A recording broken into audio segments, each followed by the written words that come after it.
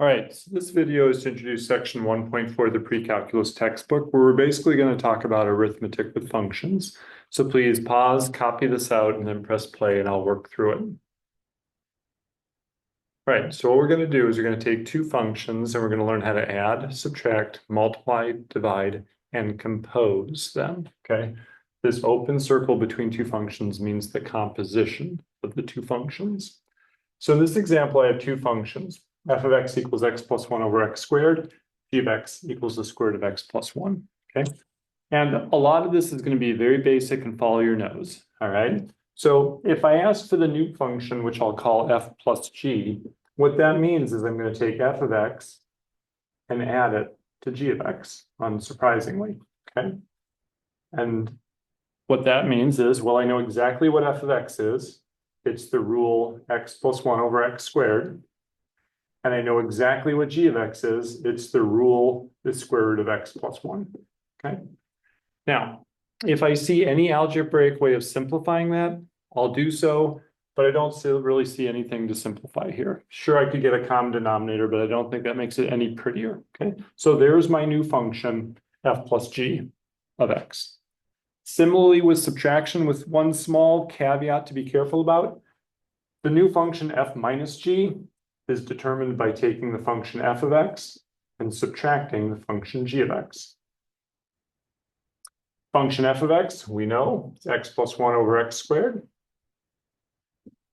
And then subtract, and just to be clear, after I subtract, I'm going to put parentheses, because that subtraction sign has to hit all of g of x.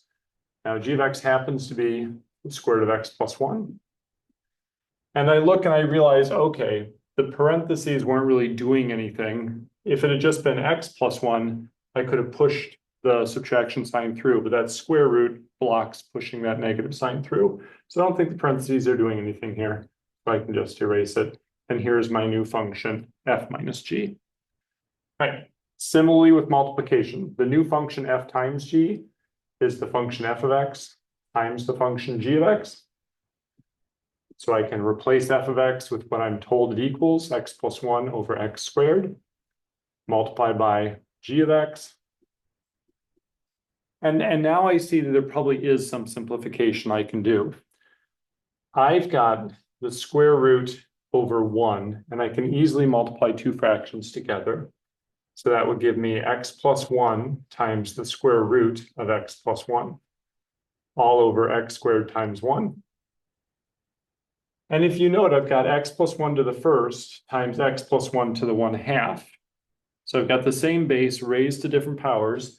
And when I multiply those two together, since it's the same base, I take the power 1 and I take the power 1/2 and I add them together to get the power 3/2 all over x squared. So my new function is x plus 1 to the 3/2 over x squared. All right, division. So I had x plus 1 to the first. The square root is x plus 1 to the 1/2. And when I have the same base, two of the same bases multiplied together, I can add the powers. So 1 plus 1/2 is that 3/2 power. All right. Similarly, new function f over g. Well, it's f of x divided by g of x. So f of x, what was that? X plus 1 over x squared. And I'm going to divide by g of x, which is the square root of x plus 1. And I don't like seeing a triple stack within a fraction like that. So I'm going to think of the square root of x plus 1 as being divided by 1. And what I can then do is I can leave that top numerator alone. This bottom fraction, I can invert it, I can flip it, and multiply it. Okay? All right, now I've got x plus 1 to the first power, x plus 1 to the 1/2 power. Let me sort of write that out again. So I've got x plus 1 to the first. I've got an x squared times a x plus 1 to the 1/2. So I can cancel those x plus 1s. And the way I do it when I do division is I subtract one power from the other. So I have x plus 1, 1 minus 1/2 is positive 1/2. So I have x plus 1 to the 1/2 on top, and that x squared down below sticks around. So basically, I had x plus 1 on top, and I had the square root of x plus 1 down below. So I canceled the square root of x plus 1 with part of the x plus 1 on top, leaving part of an x plus 1 left over. And I did it by doing power 1 minus the power of 1/2 and got the power positive 1/2. All right. Well, the new wrinkle here is the composition, f of g of x. So I would read this as f of g of x. And what that tells me to do is to insert g of x wherever I have an x in my function f. Okay. So let me do that. Here is f of x, x plus 1 over x squared. Wherever there's an x, I'm going to replace it with g of x. So let's see, on top, I would have a g of x plus 1. And downstairs, I would have a g of x squared. So like if I told you f of 5, you would have said, okay, 5 plus 1 over 5 squared. Same exact thing. F of g of x, okay, it's g of x plus 1 over g of x squared. I replace the x with the g of x, right? Now, I actually know what g of x is. It's this square root. So let me replace my g of x's with that square root. So I've got a square root of x plus 1 all over a square root of x plus 1 squared. And I now simplify. The square root squared is just an x plus 1 in the denominator. And in the numerator, I'm not seeing anything combining. So I will just copy that over again. I am not allowed to cancel. This x plus 1 is being held by addition up here. So it can't cancel with an x plus 1 in the denominator. So that's the composition of two functions. All right, some more examples like that.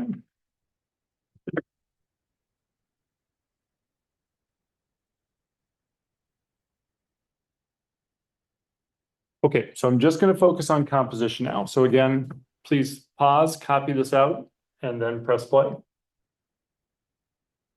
So in example 2, I have two functions that are both tables, and I'd like to compute the composition f of g at a certain value, and then the composition g of f at a certain value, okay? So let's start with the first one, f of g of 2. What that means is I'm going to take g of 2 and set that as the input into f, okay? Which sounds complicated, but it's actually going to be pretty easy.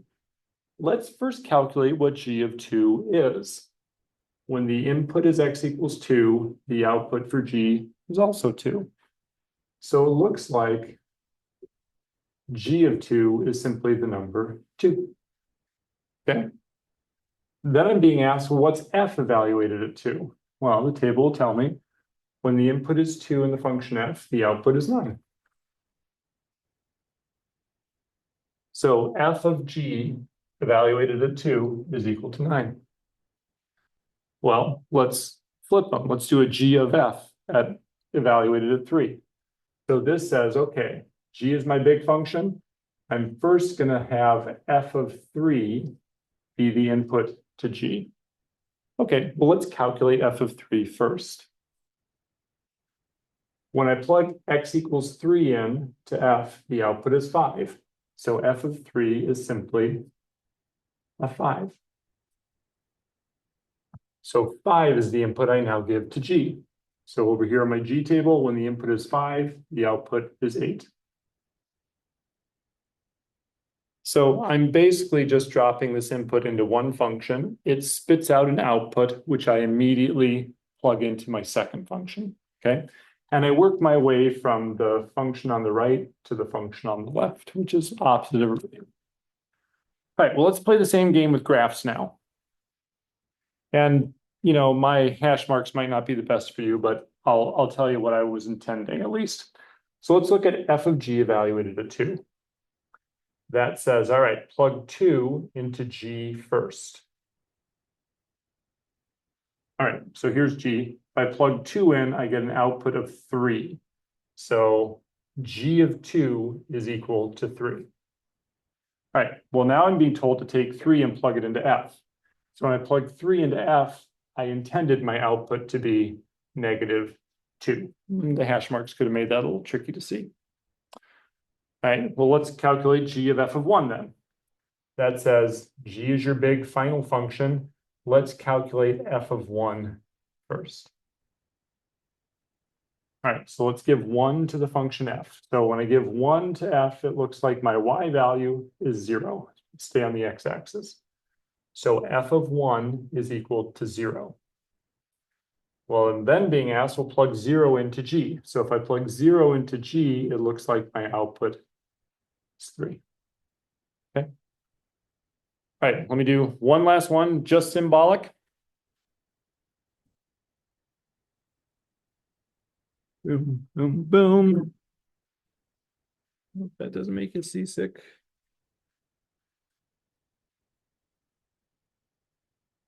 All right, now you're seasick. Okay, so two functions, two polynomials. F of x is 2x squared plus x plus 5. G of x is 3x plus 1. And I'd like to know what is f of g of x, and then what is g of f of x. So if I switch the order of f and g, does it change things? Okay. In addition, it doesn't. 5 plus 8 is the same as 8 plus 5. In subtraction, it does. 5 minus 8 is different than 8 minus 5. Well, let's figure it out for composition. All right.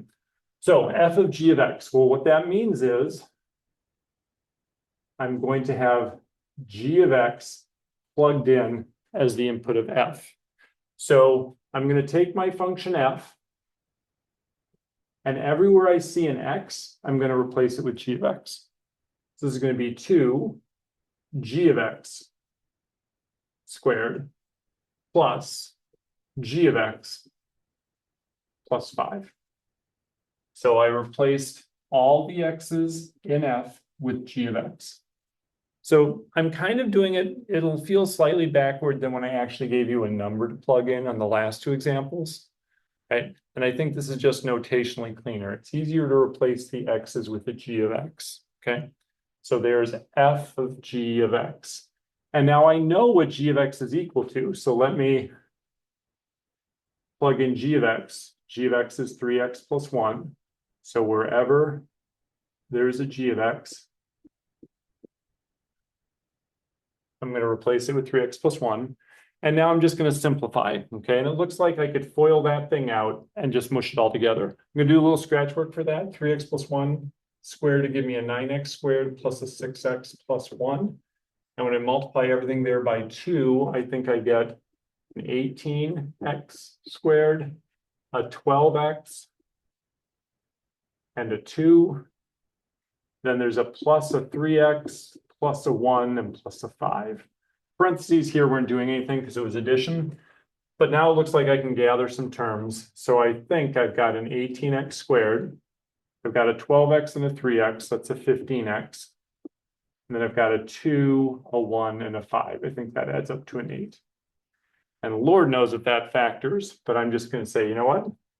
That's good. That's f of g of x. Okay. All right, well, let's do it the opposite order. G of f of x.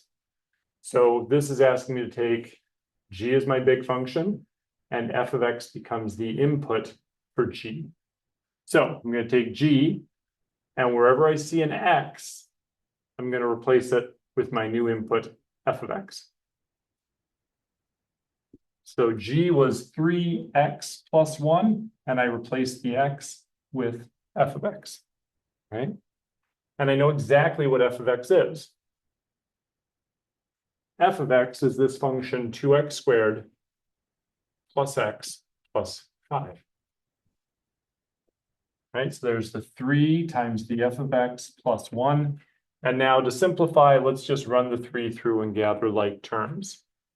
So 3 times the 2x squared gives me a 6x squared. 3 times the x is a 3x. 3 times a 5 is a 15 plus a 1. It looks like I can add those together, and that's about it. So I think I have g of f of x is 6x squared plus 3x plus 16. I'm not seeing an obvious factorization, so I'll stop there.